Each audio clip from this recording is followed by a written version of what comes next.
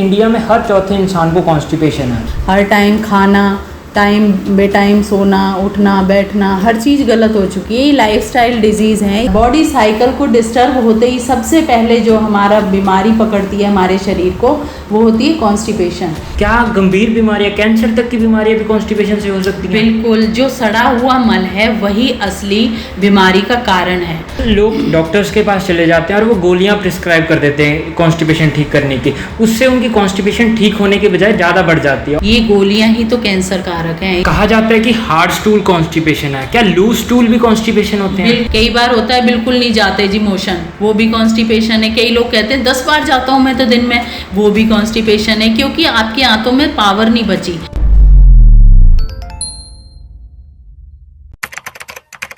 नमस्कार, D5 channel Hindi देख रहे सभी दर्शकों का मैं विभोर स्वागत करता हूं। आज मैं आया हुआ हूं डॉक्टर सुजाता आर्या के पास स्वास्तिक कायाकल्प में। मैम, आपका बहुत बहुत स्वागत है D5 चैनल हिंदी में। Thank you.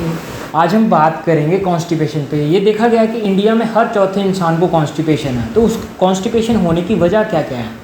आजकल का लाइफस्टाइल ऐसा है कि हम लोग परेशान, स्ट्रेस ज़्यादा लेते हैं। लाइफस्टाइल ऐसा है कि हर टाइम खाना, टाइम बेटाइम सोना, उठना, बैठना, हर चीज़ गलत हो चुकी है। ये लाइफस्टाइल डिजीज़ हैं, इसीलिए ये कॉन्स्टिपेशन की प्रॉब्लम होती है। अगर किसी को कॉन्स्टिपेशन हो गया तो वो पता कैसे चलता है कि हमें कॉन्स्टिपेशन हो गया? देखिए, मोशन नहीं आता कॉन्स्टिपेशन में, पेट में भारीपन रहता है, गैस जैसी फील होती है, पेट टाइट हो जाता है, और यही सिम्टम्स होते हैं कॉन्स्टिपेशन, मोशन ना आना। अगर किसी को कॉन्स्टिपेशन हो गया तो वो क्या क्या कर सकता है जिससे कि उसका कॉन्स्टिपेशन ठीक हो जाए? अपने सबसे पहले तो मैं कहती हूँ D5 के माध्यम से मैं समझाना चाहती हूँ कि अपने लाइफस्टाइल को अपना सुधारना है। लाइफस्टाइल आपका चेंज हो जाएगा तो सारी चीज़ें ही आपकी ठीक हो जाएंगी। लाइफस्टाइल को चेंज करो। एक तो हम सुबह जल्दी नहीं उठते, रात को देर तक सोते हैं, रात को देर तक जगते हैं, तो उससे क्या है, हमारा सारा बॉडी साइकिल डिस्टर्ब हो जाता है। बॉडी साइकिल को डिस्टर्ब होते ही सबसे पहले जो हमारा बीमारी पकड़ती है हमारे शरीर को, वो होती है कॉन्स्टिपेशन, कि पेट में डाइजेशन प्रॉपर नहीं हो पा रहा। जब डाइजेशन प्रॉपर नहीं है तो फिर और बीमारियां फिर शुरू हो जाती हैं। ठीक करने के लिए क्या दिनचर्या होनी चाहिए? सबसे पहले तो मैं आप लोगों को ये समझाना चाहती हूँ कि सुबह 4 बजे ज़रूर उठ जाएं, क्योंकि ऑक्सीजन अगर बॉडी में जाएगी तो आपको किसी भी तरह की कोई पेट से रिलेटेड कॉन्स्टिपेशन की प्रॉब्लम, गैस, एसिडिटी, ये सारी चीज़ें नहीं होंगी। अगर हम टाइम टेबल को नहीं सुधारेंगे तो फिर ये प्रॉब्लम्स होती हैं। सुबह जल्दी उठें। 4 बजे जो नहीं उठना चाहते कि चलो हम रात को लेट सोए हैं तो 5 बजे उठ जाएं, 5 बजे भी नहीं है तो 6 बजे लास्ट है। कितना भी आलसी इंसान हो या रात को जगने वाली भी चीज़ें हों, तो 6 बजे उठ करके अपने दिनचर्या करें।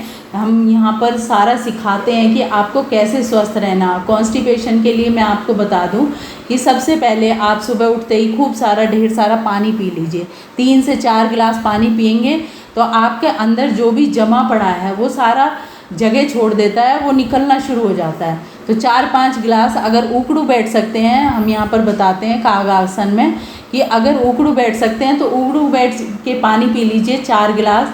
जितना मैक्सिमम पानी पी सकते हैं उतना पानी पीजिए। और फिर उसके बाद आप इंडियन टॉयलेट का, इस बात पे मैं बहुत प्रेशर देती हूँ कि इंडियन टॉयलेट जिसके घरों में होगी उन्हें कॉन्स्टिपेशन की प्रॉब्लम होगी ही नहीं, क्योंकि वेस्टर्न टॉयलेट में हमारा 50% वेस्ट अंदर बच जाता है, 50% ही निकल पाता है। और इंडियन टॉयलेट में अगर हम जाते हैं तो भी हमारा 20% डेली बचता है, क्योंकि हम मैदे वाली, बेकरी वाली चीज़ें खाते हैं, वो चिपकती हैं। जो चीज़ मुंह में चिपकेगी वो चीज़ अंदर भी चिपकेगी। तो अंदर अगर ना आपको कॉन्स्टिपेशन ठीक करनी है तो फ्रूट, एल्कलाइन फूड ज़्यादा से ज़्यादा लेना है। 80% हमारा एल्कलाइन फूड होना चाहिए डाइट में। एल्कलाइन फूड की बात कर रहे हो तो एल्कलाइन वाटर ज़्यादा चल रहा है, तो एल्कलाइन वाटर कैसे बना सकते हैं हम? एल्कलाइन वाटर भी बना सकते हैं आप। सौंफ, गर्मियों में सौंफ ले लीजिए, 4-5 तुलसी के पत्ते ले लीजिए, थोड़ा खीरा डाल सकते हैं, एल्कलाइन वाटर बन जाएगा। और मैं तो मानती हूँ कि एल्कलाइन वाटर की ज़रूरत नहीं होती, आप जूस पी लीजिए। सुबह नारियल पानी पी लीजिए, जैसे सीजनल कोई भी फ्रूट है, आजकल जैसे नाशपाती आ रही है तो उसका जूस ले सकते हैं। तो ज़रूरत ही नहीं पड़ती उस चीज़ की। सौंफ का पानी पी सकते हैं जिन्हें एसिडिटी की प्रॉब्लम होती है, तो वो चीज़ें आप कर सकते हैं। एल्कलाइन फूड की बात कर रहे थे, तो लोग विदाउट सीजनल फूड्स भी ले लेते हैं, तो वो क्या लेना सही होगा? देखिए, जो फूड सस्ता है, जो मौसम का फल है, वही हमें लेना चाहिए। अगर हम बिना मौसम का फ्रूट सब्जियां लेंगे तो हमारी बॉडी में एसिड ज़्यादा बढ़ जाएगा और कॉन्स्टिपेशन की प्रॉब्लम होगी। जो महंगे फ्रूट, अब पैसे वाला इंसान तभी तो ज़्यादा कॉन्स्टिपेशन है। एक तो वेस्टर्न टॉयलेट यूज़ करते हैं, स्ट्रेस लेवल ज़्यादा है। कॉन्स्टिपेशन की प्रॉब्लम सबसे पहले शुरू होती है हमारे माइंड से। अगर माइंड में तनाव है, अगर स्ट्रेस ज़्यादा है, तो आपका वहीं से डाइजेशन आपका स्लो हो जाता है, और स्लो डाइजेशन होते ही फिर आदमी ऊट पटांग खाने लगता है, ज़्यादा बेकरी की चीज़ें खाने लगते हैं, तो वही चीज़ें फिर कॉन्स्टिपेशन का रीज़न बनती हैं। आजकल लोग ओवर ईट कर लेते हैं, तो क्या उससे भी कॉन्स्टिपेशन होती है? बिल्कुल। अगर आप पालती मार के खाएंगे, ज़मीन पर बैठकर खाएंगे, तो ओवर ईटिंग होगी ही नहीं। आप डाइनिंग टेबल पे बैठे खा रहे हैं, टीवी देखते जा रहे हैं, कुछ भी सोच रहे हैं, स्ट्रेस वाली चीज़ें चल रही हैं, तनाव चल रहा है, पता ही नहीं चल रहा, 3 रोटी खा ली, 4 रोटी खा ली। तो अगर पालती मार के बैठ के खा रहे हैं, पहले पुराने टाइम में तो उकड़ुक बैठ के खाते थे, तो उससे ओवर ईटिंग होती ही नहीं थी। इतनी ज़्यादा देर इंसान से बैठा ही नहीं जाता। अब इतनी कंफर्टेबल पोजीशन में आप पसर के खा रहे हैं, तो ज़्यादा खाते चले जाते हैं और स्ट्रेस में ओवर ईटिंग का पता नहीं चलता। तो ओवर ईटिंग अगर करेंगे तो फिर लीवर पे प्रेशर आएगा, आपके किडनी पे भी प्रेशर आएगा, आपके स्टमक पे भी प्रेशर आएगा, फिर सारी चीज़ें रूटीन ख़राब होता है। कॉन्स्टिपेशन को हर बीमारी का जड़ माना जाता है, तो क्या गंभीर बीमारियां, कैंसर तक की बीमारियां भी कॉन्स्टिपेशन से हो सकती हैं? बिल्कुल। जो सड़ा हुआ मल है वही असली बीमारी का कारण है। जो मल सड़ रहा है ना बॉडी में, अंदर चिपकी आप ब्रेड खा रहे हैं, ब्रेड के अंदर भी सोडा है, मैदा है। आटे वाली ब्रेड भी खा रहे हैं तो 2 चुटकी सोडा आपके अंदर डेली जा रहा है। 2 बिस्किट भी अगर डेली खा रहे हैं तो महीने के आपके 60 बिस्किट हो गए। क्यों जी, हो गए ना? तो इतना, अगर हम इतना बिस्किट खाएंगे तो 20 बिस्किट ही बाहर निकलेंगे, क्योंकि वो एक तरह से जम जाता है, जंक फूड है। तो जो चीज़ जमेगी वो सड़ेगी, सड़ेगी वो बीमारियां करेगी, बीमारी तो फिर बड़ी बीमारियां होने में, कैंसर तक भी हो जाती है। आंतें बिल्कुल हमारी, अगर मान लीजिए इतना बड़ा होल है आंत के अंदर, तो वो आंतों के चारों तरफ इतना लेयर कवर कर देता है। जो हमारे जूसेस, डाइजेस्टिव जूसेस जो निकलते हैं आंतों के अंदर से, तो उसको पूरा कवर कर लेता है। जब वो उसको पूरा कवर कर लेता है तो फिर उसमें से जूसेस, डाइजेस्टिव जूसेस निकल नहीं पाते। जब जूस नहीं निकलेंगे तो फिर डाइजेशन प्रॉपर हो नहीं पाएगा। अंदर कोई मशीन तो फिट है नहीं कि एकदम से डाइजेस्ट हो गया। तो उसको हमें कोशिश करना है कि जो अंदर कुछ भी जमे नहीं, जो चीज़ मुंह में चिपक रही है, इसका मतलब आंतों में भी चिपक रही है। कोशिश करें कि ऐसी चीज़ें लें जो आंतों में हमारे ना चिपके। क्या कोई घरेलू इलाज भी है कॉन्स्टिपेशन को ठीक करने का? बिल्कुल। आप घर में, एक तो कपालभाति प्राणायाम है। कपालभाति प्राणायाम से आपकी 100% कॉन्स्टिपेशन की प्रॉब्लम ठीक हो जाती है। आप यूट्यूब पे भी सर्च कर सकते हैं। सांस बाहर, पेट अंदर, खाली पेट को हिला के रख देना। कितनी देर करनी है? कम से कम 15 मिनट। कई लोग कहते हैं हम कर लेते हैं, 5 मिनट कर लिया, 2 मिनट कर लिया, उसे कब प्राणायाम करना नहीं कहते। कम से कम आपको 15 मिनट प्राणायाम करना है। और ऐसी चीज़ें, सुबह जैसे सौंफ का पानी ले सकते हैं, नारियल पानी ले सकते हैं। और आजकल तो कॉन्स्टिपेशन वाले जिनको भी है, जो लोग इस चैनल को देख रहे हैं, नाशपाती का जूस 2 गिलास सुबह पी लीजिए, 2 गिलास शाम को। कॉन्स्टिपेशन जिनको प्रॉब्लम है, बिल्कुल 100% आपको पहले दिन से ही फ़ायदा मिलना शुरू हो जाएगा। क्योंकि नाशपाती के अंदर इतना आयरन है, वो आपके अंदर से स्टमक को, कॉलन को धो देगा। जब अंदर से वॉश हो जाएगा, कॉन्स्टिपेशन की प्रॉब्लम सॉल्व हो जाएगी। आजकल लोग डॉक्टर्स के पास चले जाते हैं और वो गोलियां प्रिस्क्राइब कर देते हैं कॉन्स्टिपेशन ठीक करने की। उससे उनकी कॉन्स्टिपेशन ठीक होने के बजाय ज़्यादा बढ़ जाती है, और भी कई सारी बीमारियां हो सकती हैं उससे। ये गोलियां ही तो कैंसर कारक हैं। ये जब हम गोलियां लेना शुरू कर देते हैं, अंदर पुशिंग सेल ख़त्म हो गए, आपके एल्कलाइन आपने खाया नहीं, स्ट्रेस लेवल आपका बहुत ज़्यादा है और गोलियां लेनी शुरू कर दी। तरह तरह के चूरन हैं, तरह तरह की आजकल इतनी चीज़ें आ रही हैं, दवाइयाँ, तो उनको लेना शुरू जब हम कर देते हैं तो अंदर क्या होता है, आपके अंदर डाइजेस्टिव जूसेस बिल्कुल नहीं बचते। जब जूस ही नहीं है तो वो पुश कैसे होगा? फिर वो अंदर चिपकेगा। अब ज़्यादा मात्रा में अगर चिपक गया, सड़ गया, तो फिर वो कैंसर बना देगा। आपको आर्थराइटिस की प्रॉब्लम हो जाएगी, आपको कैंसर तक की प्रॉब्लम, टीबी।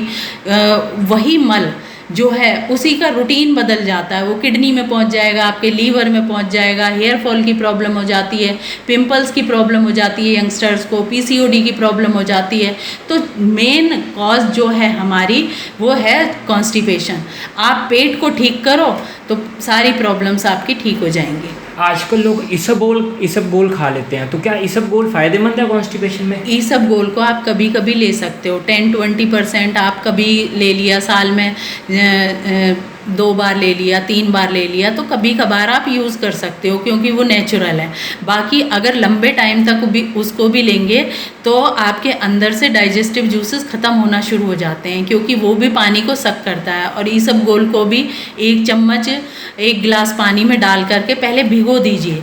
जब वो पूरी तरह पानी को सक कर ले फिर पतला पतला उसे पी सकते हैं। तो इसबगोल को भी डायरेक्ट ऐसे ना लें, क्योंकि वो भी अंदर से आपके डाइजेस्टिव जूसेस को सक कर सकता है। बाकी लंबे टाइम तक अगर लेंगे तो इसके भी नुकसान हो सकते हैं। क्या त्रिफला को भी बार बार लेने से नुकसान है?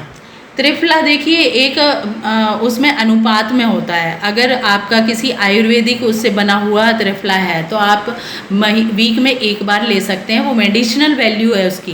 कभी कभार लेंगे तो कोई नुकसान नहीं है, लेकिन आप उसे रूटीन बना लेंगे तो वही चीज़ है कि आपके डाइजेस्टिव जूसेस आपके कम हो जाएंगे और फिर प्रॉब्लम शुरू हो जाती है।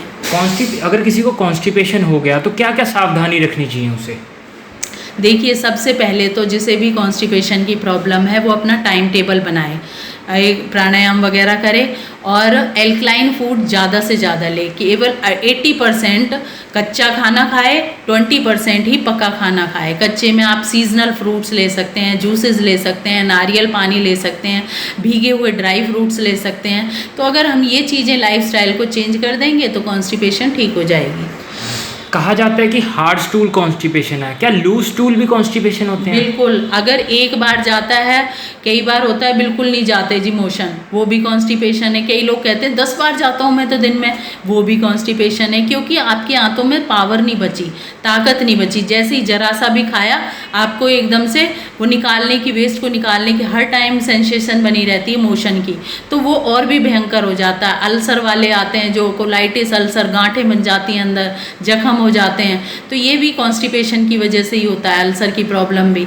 तो हम जितना उस चीज़ को ज़्यादा जमता चला जाएगा और ज़्यादा बार अगर जाएगा तो और ज़्यादा लूज जैसे हो जाता है, तो आंतें वीक हो गई, इसका मतलब और ज़्यादा बड़ी बीमारी बन सकती है। डॉक्टर सुजाता आर्या, आपसे हमारे दर्शक कैसे संपर्क कर सकते हैं? हमारा सेंटर फरीदाबाद में है, 10-11 के डिवाइडिंग रोड पर, F47 sector 10 Faridabad. Phone number आपका लिखा हुआ है 9871000569। आपने बहुत महत्वपूर्ण जानकारी दी, आप हमारे साथ जुड़ी, आपका बहुत बहुत धन्यवाद। Thank you. अगले एपिसोड में फिर मुलाकात होगी, तब तक के लिए नमस्कार।